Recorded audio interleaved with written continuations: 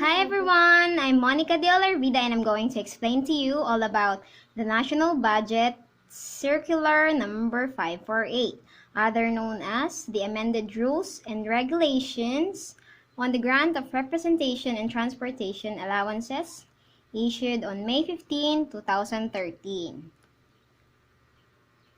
So, ano nga ba at para saan ang RATA? RATA is a collective term for two distinct but complementary allowances. RA for representation allowances and TA for transportation allowances. Both allowances are provided to government officials to cover related expenses incidental to and in connection with the actual performance of their respective functions. So, itong allowance na ito is binibigay sa mga employees na para meron silang allowance for pagbiyahe-biyahe nila, ganon. Tapos pag may i-represent sila, itong allowance nito is binibigay sa kanila. Yan. RATA may be commutable or reimbursable.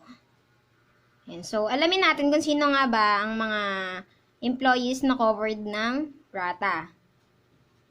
So, una na dito ang mga employees of the government which are holding regular positions under the pertinent general provisions of the annual GAA. Second is yung mga regular positions na ang DBM ang nagsasaayos upang maging equal ito sa rank ng unang nabanggit, which is yung regular positions na entitled sa RATA under the pertinent general provisions of the annual GAA. And covered din ng RATA ang mga contractual positions na katulad ng unang nabanggit ng DBM ang nagde-determine. And yung mga dinesignate na mga competent authorities para mag-perform ng mga full-time duties at responsibilities as officer in charge ng mga position na regular or contractual ay covered din ng RATA.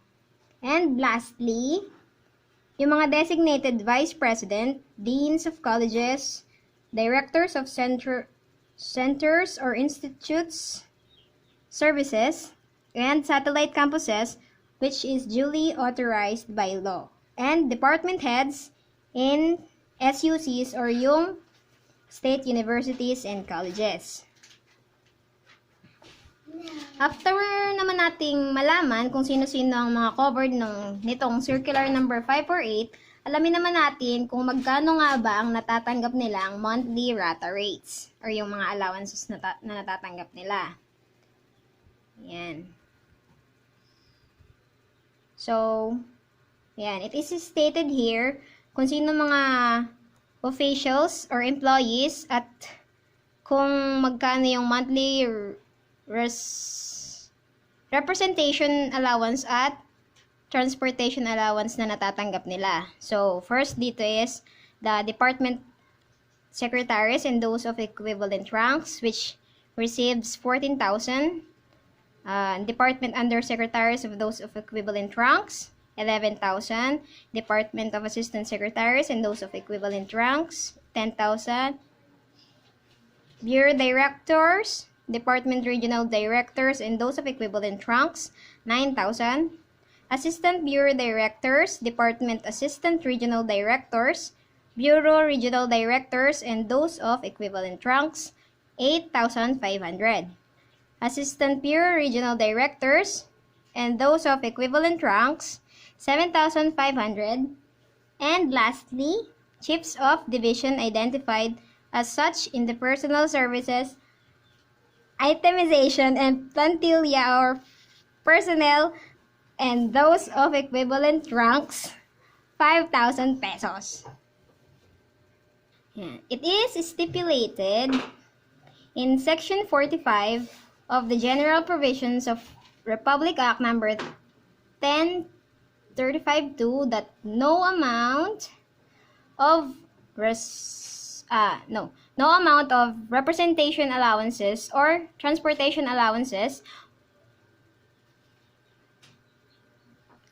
whether commutable or reimbursable, without exceeds the authorized rates ang dapat i-grant sa mga nabanggit kaninang mga officials, whether covered ba o hindi ang mga positions nila ng Republic Act number 6758, which is an act prescribing a revised compensation and position classification system in the government and for other purposes.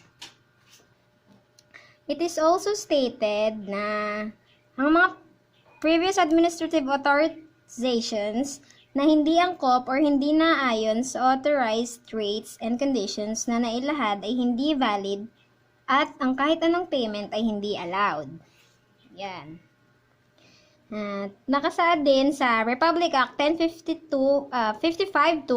na ang transportation allowances ay hindi dapat i-grant sa mga employees na nai-assigned na or presently gumagamit ng government motor transportation or yung mga sasakyang nakikita natin na may nakalagay na for official use only in it.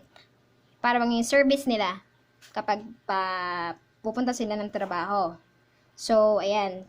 Punta naman tayo sa mga general guidelines sa paggamit ng RATA. First, it is prescribed that ang paggamit ng RATA ay dapat nakabased sa number of actual work performance or work days ng mga employees or officials.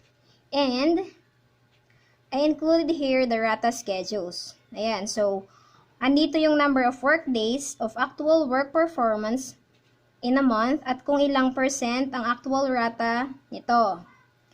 Ayan, makikibasa na lang mga friends. Yan.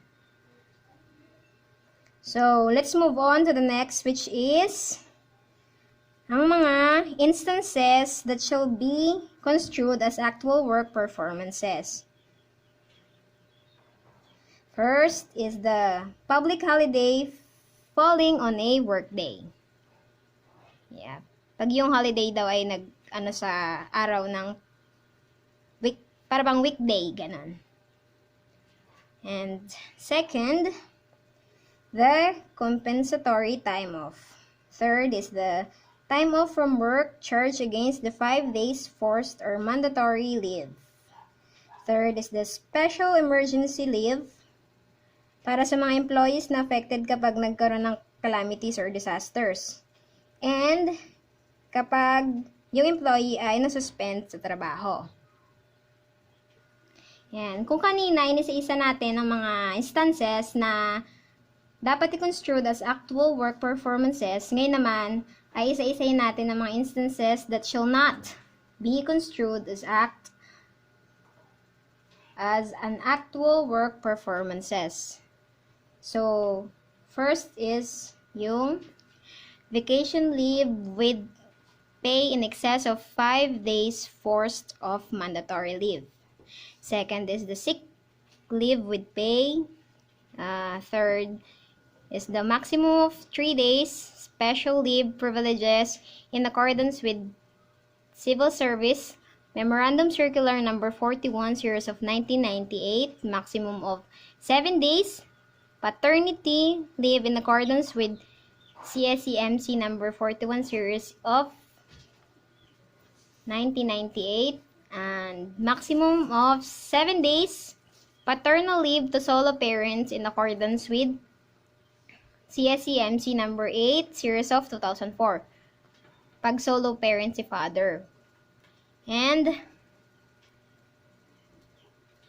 a maximum of 10 days leave for victims of violence against women and children in accordance with CSC resolution number 051206. Yan, and medyo marami-rami to. Maximum of 60 days maternity leave in accordance with CSCMC number 41 series of 1998.